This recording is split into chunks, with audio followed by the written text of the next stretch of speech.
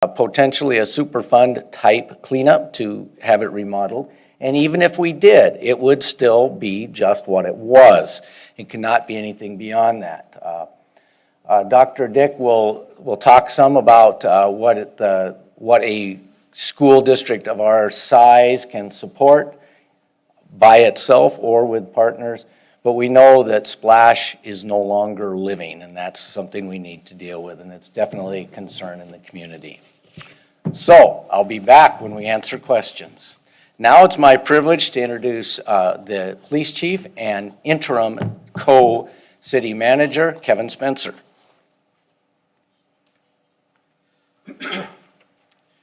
Thanks, Conrad.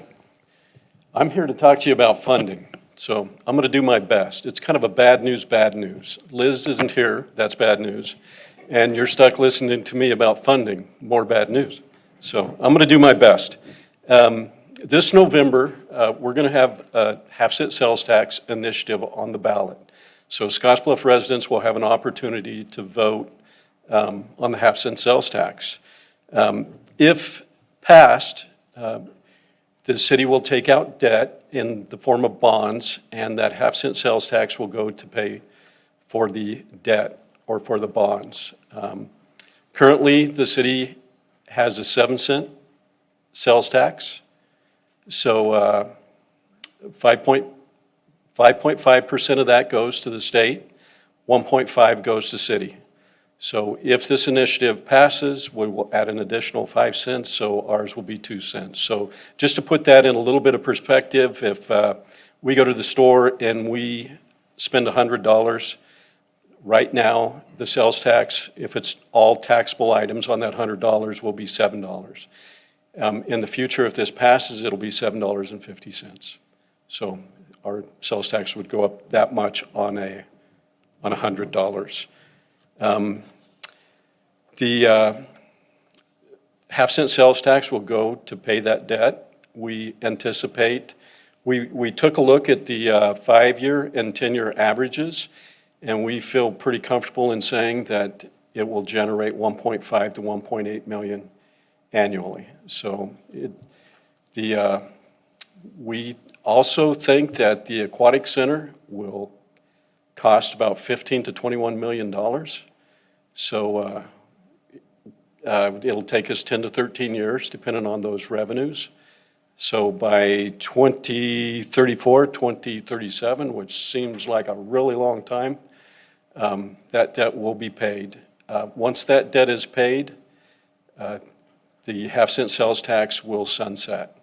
So none of this money can pay for the operational cost of the aquatic center. It has to be spent on capital improvements, so such as an aquatic center. You're going to hear a lot about the operational expenses of the facility, but none of this money will be spent on operations.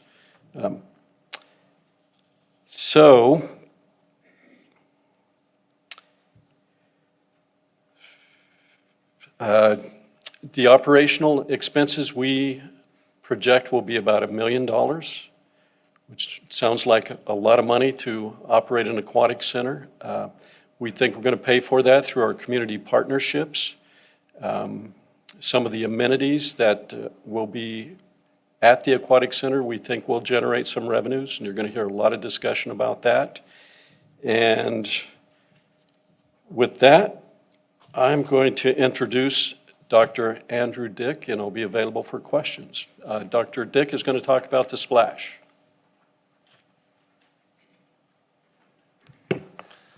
Thank you, Kevin. As Kevin mentioned, my name is Andrew Dick, and I have the privilege of serving as the superintendent of schools for Scottsbluff.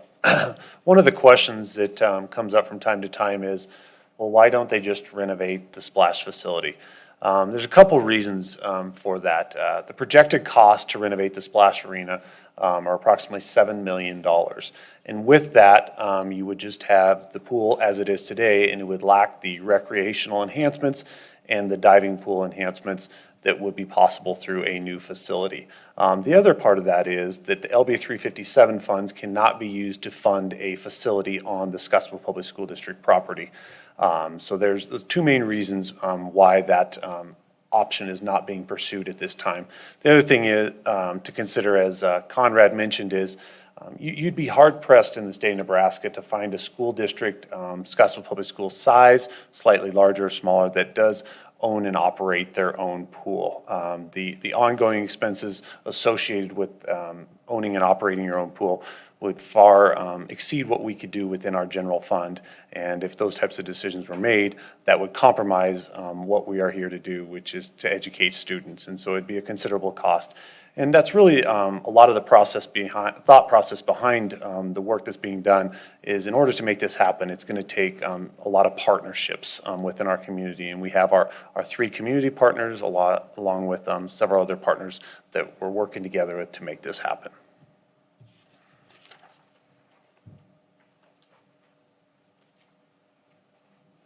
Hi, I'm Zach Karff, one of the co-chairs of Vote Yes for Scottsbluff Aquatics, which is a citizen-led group that is working to educate, promote, and also gather input about a potential aquatic center. I'm joined in that effort by a number of members of the community, along with my fellow co-chairs John Harms and John Galindo, who are both here today. Jennifer, could you back up to you read my mind. Wanted to talk a little bit about our community partners that we have associated with this. And you're hearing today, and I know we're going kind of fast because we want to have plenty of time for any feedback and questions and answers. You're hearing today from representatives of the community partners on the top line here, from Scottsbluff Public Schools, the City of Scottsbluff, and the YMCA. Those are our 3 key community partners. But this will take more than that to be successful, and throughout this process we've engaged with the other potential community partners that you see on the bottom of the screen, because it's going to take all of us coming together to be able to fund the operation and maintenance costs of a facility like this, especially given the differences between what's available currently, where you've got facilities that are only available, an outdoor facility, at least in the cities, that are only available 8 or 9 weeks out of the year. And we're talking about an indoor, year-round facility that has both recreational and competition components. So community partners are a very important part of this, so I just want to highlight that. Want to talk about our survey that we conducted. This survey was distributed to the community in a variety of ways. The City of Scottsbluff, YMCA, Scottsbluff Public Schools put it out. Also, a number of media outlets also put this survey out there as well. And so we actually received about 1,000 responses to this survey, which we think is very representative of the community wanting to engage on this issue. And we're going to share those results. Again, I'm going to go through these kind of fast, so if anybody does want this information, I'd be happy to share it with you. Just come up to me afterwards. Most importantly, I want to emphasize that the feedback and the input process is still happening. And these town hall meetings are a great example of that. We want to hear from the community. We've got people attending online as well that are interested in this, in addition to the people in the room. And so we feel very good about the feedback and the input that we've gathered so far, but there's more to come on that. So when you look at our respondents that we had to our survey, you can see that we had quite a few Scottsbluff residents, but we also had residents from outside of Scottsbluff. And I think it's important to highlight that we need that feedback. While this facility is proposed to be funded by a sales tax in the City of Scottsbluff, a very large percentage of the sales tax in the City of Scottsbluff is paid by people from outside the city. And people that shop in Scottsbluff, even people from outside this local community, people from the Panhandle. I think we all see license plates over the weekends and can see people coming into town from outside. So we did get some feedback from other individuals as well. You can see that our survey gathered input from a variety of age ranges, which we felt was important. We're looking to design and have a facility that's for all ages, children, adults, middle-aged, senior citizens. And so it was important for us to get feedback from all those different age ranges. You can also see some other components on here, such as YMCA members and household size as well. So we asked, what about the current local aquatic centers is most appealing? And number one from our respondents was programs and services. They want to see that availability of those things. Number two, availability. Well, what's not available when it comes to aquatics, and that's a pool that's only open 8 or 9 weeks out of the year, which is why we're looking at a facility that would be open and available year-round throughout the course of the year. You can also see the other components here, the cost and spaces and equipment.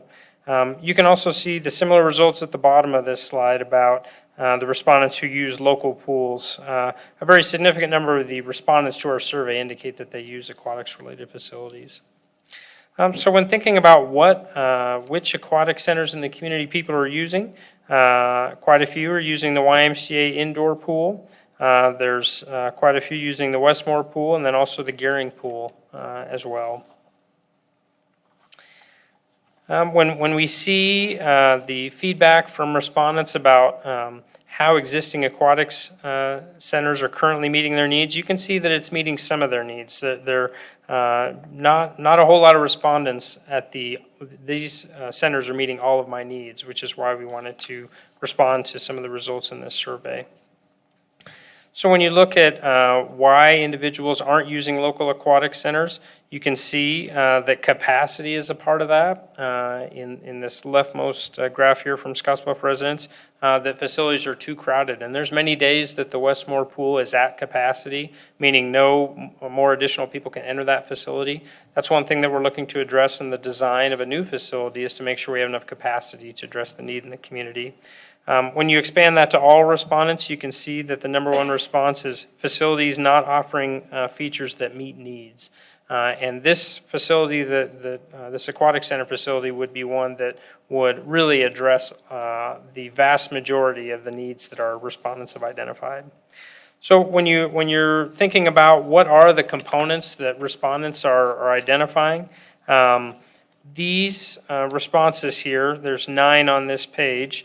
The proposed facility that we're looking at designing would address all of the top 6 of these and incorporating these into a facility.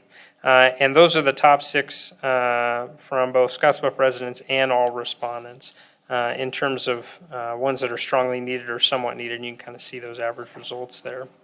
When you expand that question to overall components that you would see related to competition, safety, and exercise components, these are the top 3 in that area, and it's really all 3 of these that we'd be looking at addressing: a competition pool, diving boards, and also an instructional pool for water safety.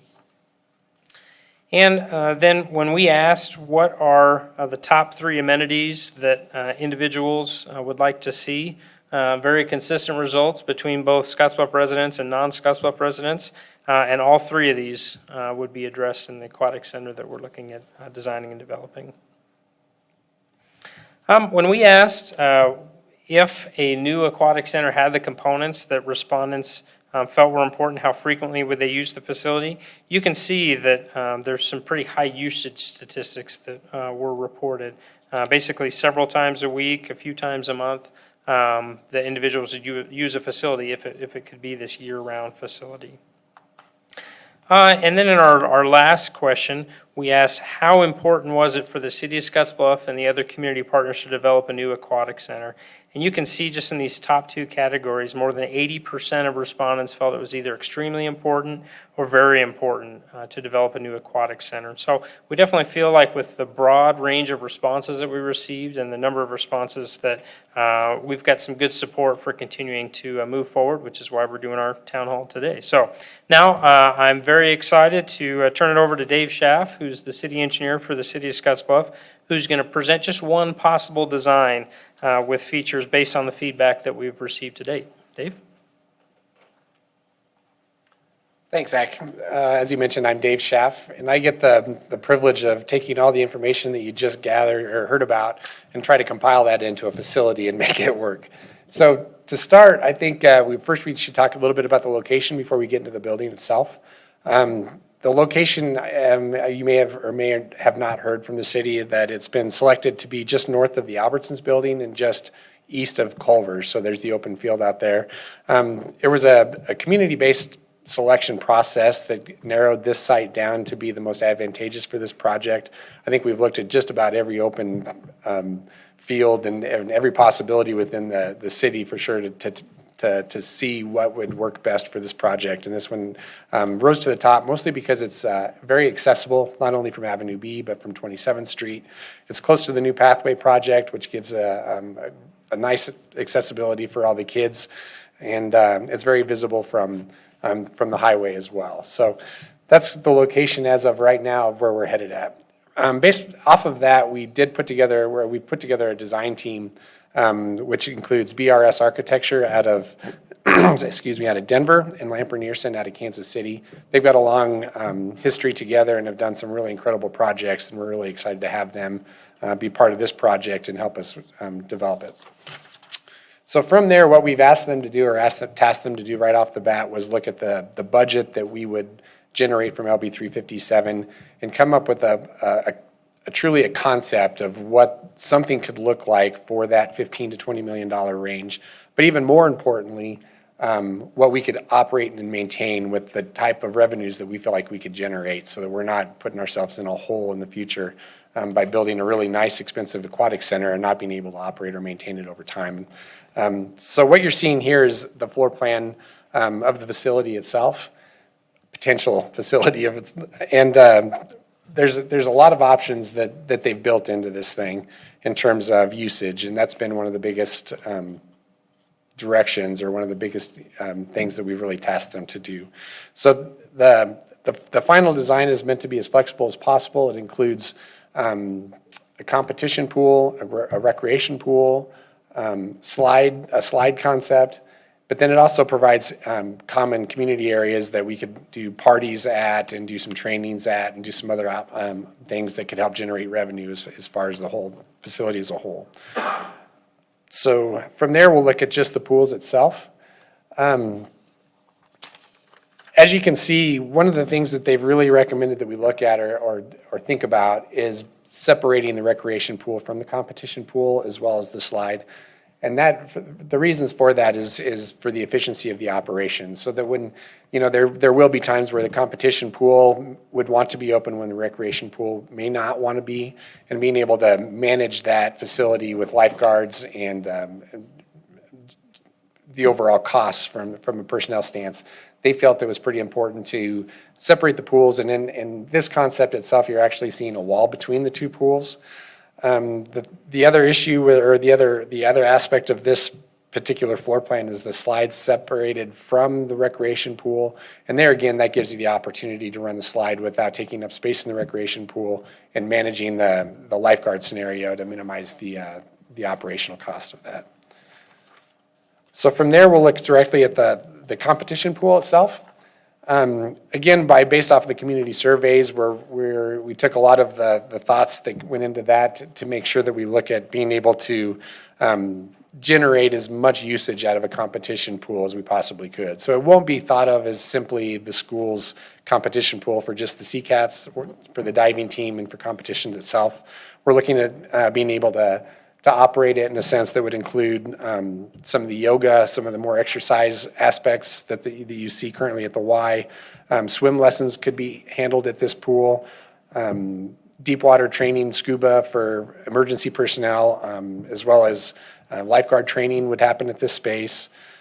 Obviously, the competition side of a competition pool, the water aerobics, and one of the aspects that came out of the survey was the aqua obstacle course.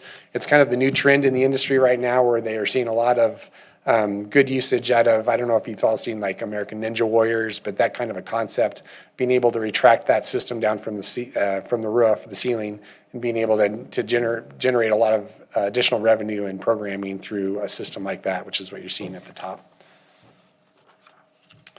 As far as the recreation pool goes, it'll be generated or looked at more in terms of a lot of truly recreational side of things. So parent-child classes, it will be a warmer water versus the competition pool, which is pretty standard in this, so that you'd be able to use the pool for longer lengths of time and feel comfortable doing that, which then brings in some of the therapy aspects of what an aquatic center could provide.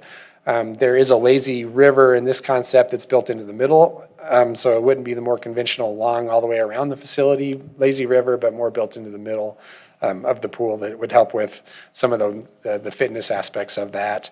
The zero depth entry is also part of the concept, as you can see from the top, that really helps the younger generation and learn how to swim aspects and have the playground area as well. So overall, I hope you can see that there's been a lot of thought processes that go into the overall aquatic centers. Really focusing on family and tourism, which really will help generate more than what we currently have for the facilities that we have today. So I think with that, we'll leave it open to question and answer with Zach and go from there. Thanks, Dave. So now we get to a really important part of this gathering here, which is to get your questions and comments. I know we went through that fast. We can rewind to a slide. We did a town hall meeting last week where we had a number of questions. We had some questions from our online participants last week as well. And we are, in addition to streaming this online, we are recording this. And so you'd be able to access it later. I think I saw this gentleman here who had raised his hand earlier would have the first question. And what we're going to do here is I'm going to repeat the question because the people online would not be able to hear it otherwise. And then whoever's most appropriate to answer that question is going to come up here. Yes, sir. Yeah, I'm John Gable, and I'm a retired professional engineer and contractor, licensed in a couple of states. And I've got several questions. But first, is there a therapy pool? Yes, so the question was, is there a therapy pool? And I will answer that because the answer is yes. Can you rewind? Yep. So I'll just go over here and point to it. I don't think the online people will be able to do that. So, and that temperature would run, what, about 106 or so? No, not quite that warm. It's going to be warmer than the lap pool or the competition pool. Yeah, it'd be somewhere in that range. So yes, so the answer is there will be a therapy pool incorporated into the facility. Another question, has anybody done the numbers on how much revenue building this new facility will take away from the YMCA? So the question is, has anybody analyzed how much revenue this new facility would take away from the YMCA? And I think the way I'd answer that, John, is to not phrase it as taking away from the YMCA. All of our community partners really have contributions to make to a facility like this to help fund the operations and maintenance. And all the community partners have very unique needs. Now, the YMCA, we have a pool at that facility that's aging that would be closed as a part of this, the regular pool. And so, as you can understand, the YMCA is expending a certain amount towards that. And so we would seek, although none of these are final, I'm just talking out loud here, we would seek to somehow restructure our membership so our members would have access to this facility through their membership, and that a portion of that revenue would go to support this facility. And would the therapy pool at the current YMCA remain open? Wouldn't it? Why don't you answer? Conrad's going to answer that. The question is, would the therapy pool at the new YMCA stay open? Great. Our original intent, John, is yes, because it's a newer pool, as you know, and a different system. We're having some water loss issues with it right now, which I think we've had for quite some time but weren't aware of. So I'm cautiously saying yes. You have to understand that we don't want to duplicate, but we want to facilitate. And the nature of our YMCA we see in the future is more of a senior focus, and certainly the therapy pool lends itself to that function. And as far as the water loss, it might be fairly inexpensive to replace the water lines and all that. Could very well be. Could very well be. It's not enough that it doesn't show up on the meter yet, but we're aware of it, and so does that answer your question? That does answer that question. Anything more YMCA-ish while I'm up here?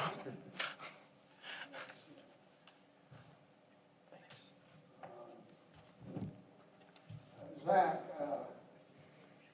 one question that does come into my mind, I don't know whether it's something of importance or not really, but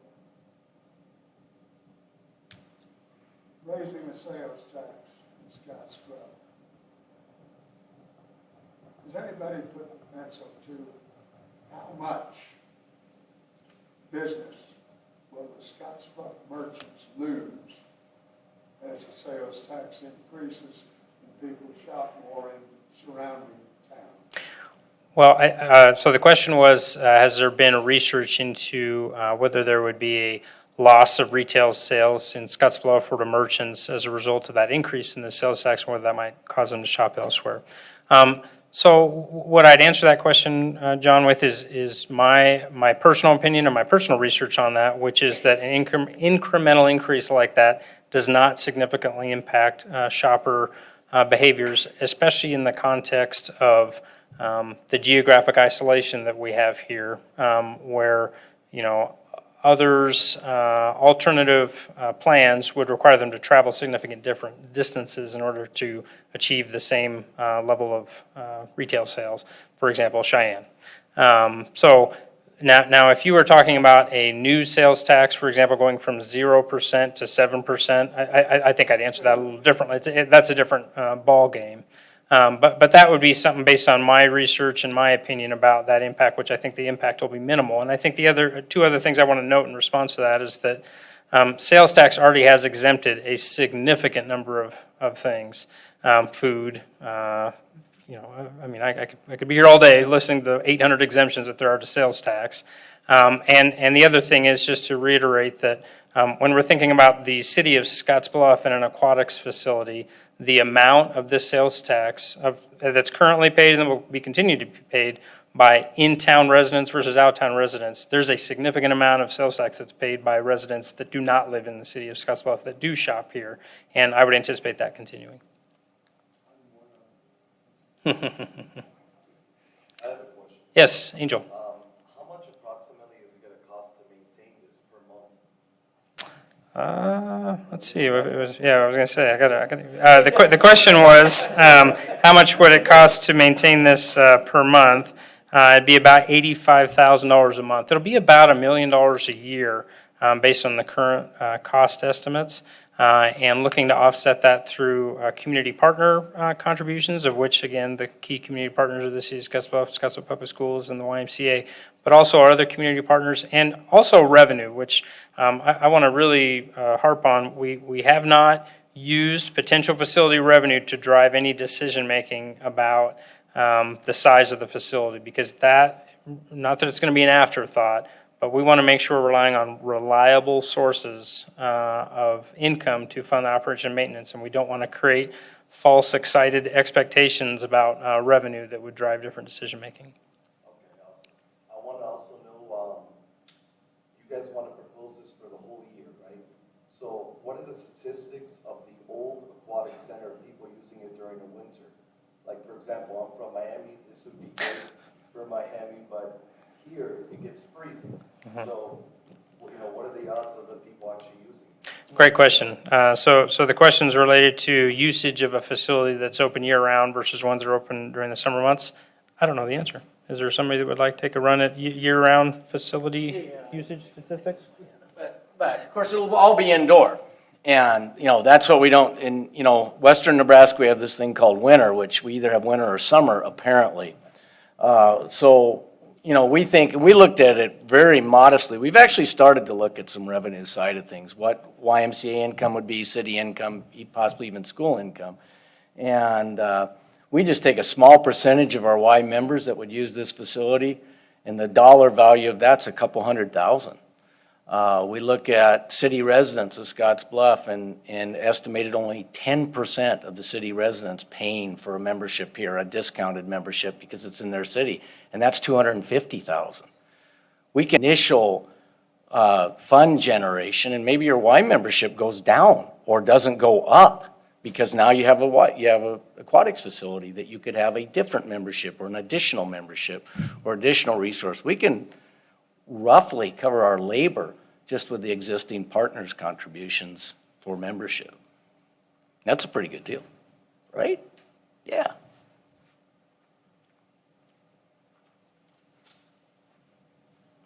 Other questions? Yes, sir. A few years ago, there was a really neat plan, I think Dave, you and Alex worked on, to put a kind of a multi-use facility down by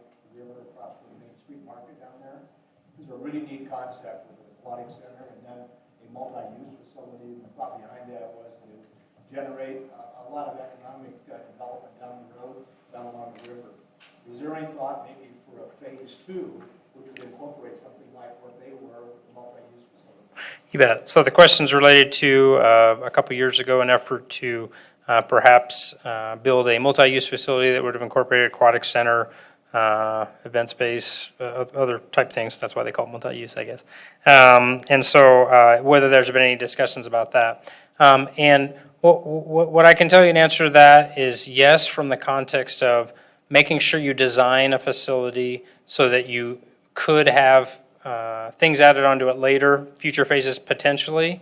And by that, I mean like, the way you do the door, for example. Do the door so that, people can go this way or that way. But certainly not any plans in place or commitments or anything like that. More of a make sure as we're designing it and building it that if there is a desire to add on to it later and incorporate some of those multi-use things, that it's able to do that without messing with the existing structure. And just to go back to something that Kevin Spencer shared, I mean, the purpose and the destination of this tax is very finite. It has to be used for the construction of the facility, not operation or anything. And because of the wording of the way it'll be on the ballot, it has to be used for the construction of an aquatic center. And this will actually be the first time that the ballot wording has just been dedicated to that, which is why we're so much in support of people getting out and voting for it, because this is their opportunity to really make a commitment and vote yes for Scottsbluff Aquatics. Great question. Other questions? Are there online questions, Melissa? Not currently. So we did have, I might, if we've got a little lull in the questions here, we did have some questions that have come in just throughout our feedback gathering process that we wanted to answer. And one of those was what happens with the Westmore Pool if this ballot initiative is approved and this aquatic center is built. And so for that, I'm going to turn it over to Kevin.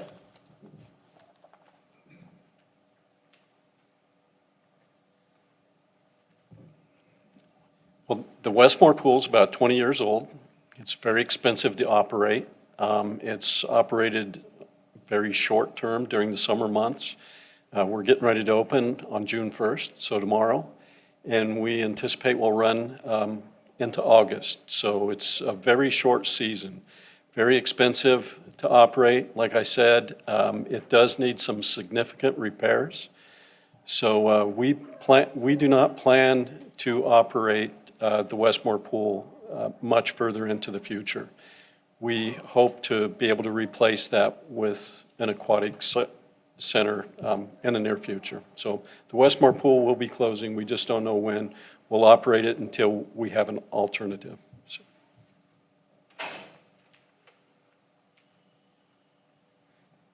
Yes, John. Zach, is there a place where we can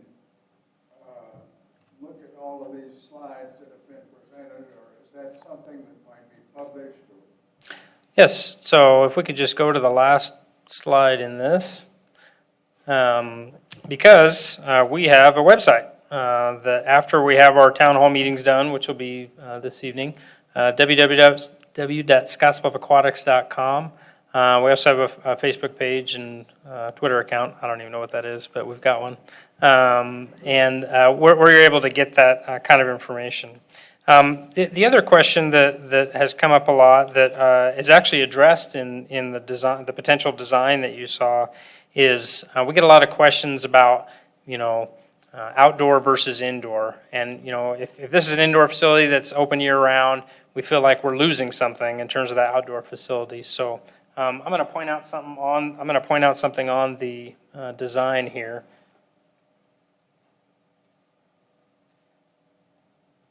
And so what I was pointing at there is that area, the initial design incorporates some large either glass or openable doors in that side that will give the facility a very outdoor feeling on those months or in those days when we're able to do that.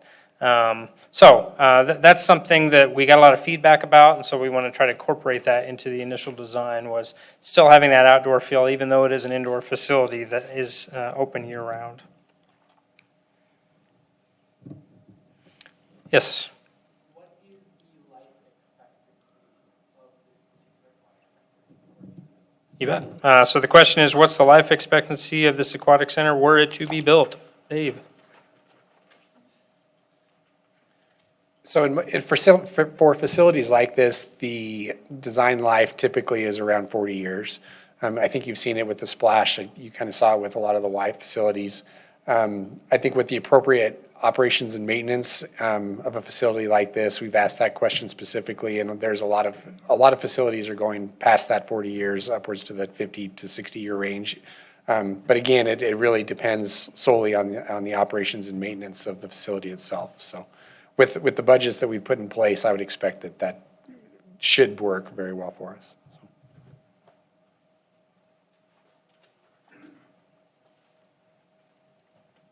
Yes, sir.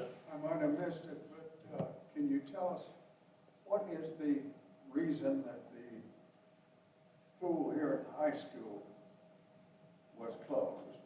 What repairs are needed or estimated cost of that? Yeah, you bet. So, and we've got a slide on that, and so I'll just ask Andrew to, Dr. Dick, to talk about that a little bit in terms of some of the why behind that, and some of the cost estimates that it would take to redo that too. Thanks for the question, John. I'll do my best to answer it, far from a facilities expert. But the projected cost to get the splash facility up and operational again is $7 million. What ultimately closed it was a significant leak in that pool that was too costly repair. But in order to get it operational again, significant improvements would have to be done to the mechanical side, the heating and cooling, as well as the roof too, so. 7 million versus 15 to 21. Yes, but at the same time, again, LB 357 funds cannot be used to fund the repairs needed at the splash facility, so. And again, you'd be left with a far inferior type of facility. Do you know of any other school in the state that owns a pool that's open for public use? The question is, am I aware of any other school in the state that has a pool that also is open for public use? I am not aware of any other pool in the state that is a public school pool that is also open for recreational use. I would actually look over to John Galindo, who served as our swim coach for a couple years and has traveled to many pool facilities across the state of Nebraska as a coach, and also having kids that swam. And I'm seeing a head shake no, so. Majority of them that we have swam in are either Y participants in that, or they're just the facility themselves, and the school owns them, and that's very few and far. So for those of you maybe online and weren't able to hear, John Galindo, former CCAT swim coach, was the majority of the pools that they visited were either owned and operated by the YMCA in that community or the public school. Or by the public school, so. Thanks.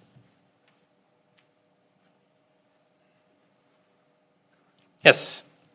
So hearing that the Y is in need of repair, the Westmore pool is in strong need of repair, the splash we know its current state. If not this, then what? Knowing that we have a CCAS program, we have a lot of aging population that uses therapy pools, we have a lot of recreational swimmers. We do not have an aquatic center, and this doesn't pass, then what is the option? Yeah, great question, Justin. So the question is related to if this ballot initiative is not successful, given the age of some of these facilities, then what? And, you know, I think that's one of the challenges with the then what. Can we back up to the slide that's got all the pools listed? It's kind of early in the presentation. And that's what makes so much sense about our community partners coming together, is that, again, they all have something that they're benefited from on this. You can see, for example, the YMCA pool, the indoor facility. The YMCA is going to, if this did not happen in a few years, the YMCA is going to need to spend a significant amount, potentially millions, to invest in that. City of Scottsbluff with Westmore, significant repairs and upgrades, and we're not talking thousands, you're talking millions when it gets to that. The Splash Arena, something needs to happen with that facility.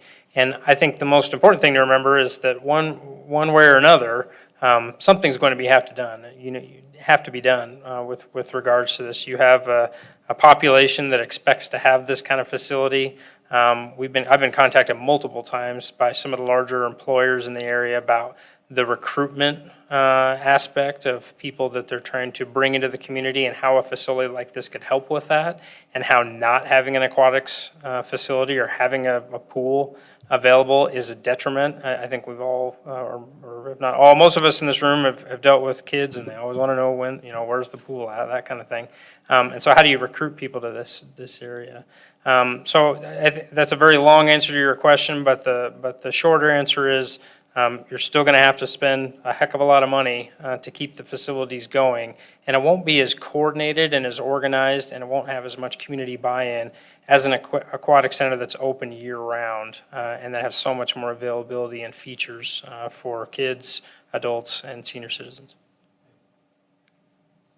Yes, sir. I lived in Parker, Colorado, and when I was down there, they had a facility that was somewhat similar to this concept. Two high schools used the pool for the swim facilities. Mhm. It had a, therapy pool, it had water slides, and everything. That thing was wildly successful. You'd go there and it was packed. Yeah, so it's kind of a comment about a facility in Colorado that was very similar in terms of the background and some of the community partners that used it. And I'd say the same thing about some facilities in Lincoln that I'm aware of, Lincoln, Nebraska, and then in Sheridan, Wyoming. So you've got this happening in other places that other people have figured out how these different community partners can work together and both establish and manage a facility and make it be successful. So I appreciate that comment. I think there was, yes. Are there any options for grants to be obtained for this? How much it costs? And if there are, does this have to pass before you can apply for any? Why? I don't. The question was, are there any grants that are available for facilities like this? And if so, would you have to wait until after the ballot initiative? So let me take a stab at this, just because I was part of an early group that the YMCA had that looked at a number of different sites and ways to do this. And in that research, never discovered that other than private fundraising or governmental funding of some type, of which LB 357 I think is the best format, but didn't see other formats. I think there are some USDA community facilities that those are loans, those aren't grants. So I don't recall seeing any grants. I don't know if anybody from the city has any recollection of, yeah, we're getting head shakes here, so I believe the answer is no. Yes, sir. Could you possibly explore potential grants from Big Brother in Washington? So the question is, could you explore funding from federal sources? Yeah, you could absolutely do that. Obviously, we're one community that's doing an aquatic center, and other communities do that and don't get appropriations for those things, but you could explore that, yeah. Good questions, comments? I'm just curious to know, this is my first summer here, if I wanted to go to any of those places like the city of Gearing, the city pool, and I happen to live in Scottsbluff, could I just go there?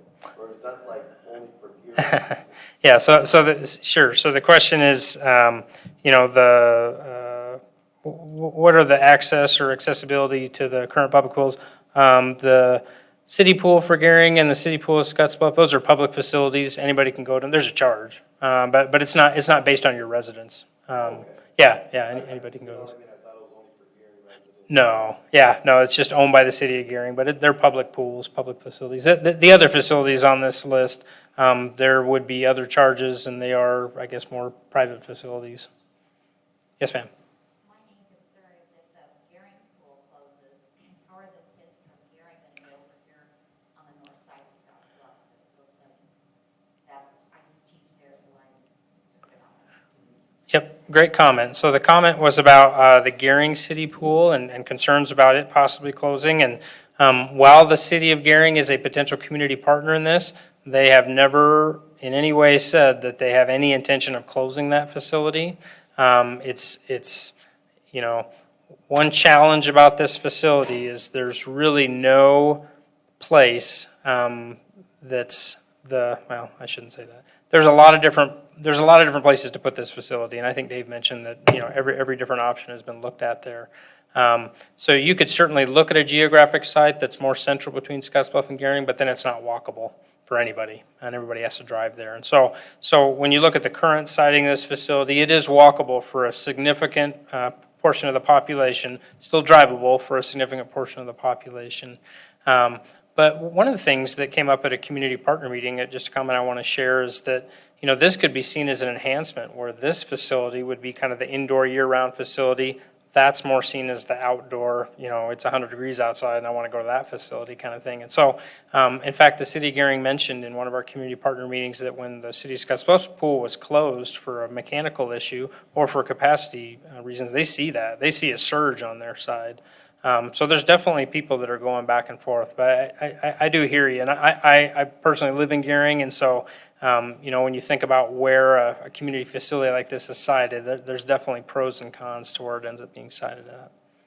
Appreciate that comment. Other comments or questions? Yes, sir. Zach, could you talk a little bit about the operational costs that you've identified? Is there a sinking fund for capital improvements or further improvements or new facility for the years from now? Yeah, so the question is, do the cost estimates that we're talking about include a sinking fund for future, either future facility or for maintenance? And so for that, since Dave's hardly having to answer any questions this town hall, I'm going to turn it over to Dave. Thanks, Jim. Yeah, and there's definitely a sinking fund built into the O&M of that. That was another major discussion as we went through the design of the pool, was the operations day-to-day, but also for the sinking fund, knowing where we are today with the facilities that we have. So it's an important aspect of making sure that we have the longevity and being able to take care of this thing for more than 40 years is the intention. So.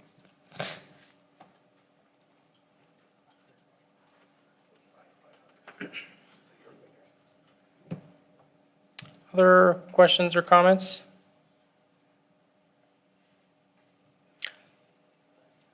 Okay, and I know there'll be a few people hanging out here afterwards, so if you want to ask a question afterwards, that would be fine.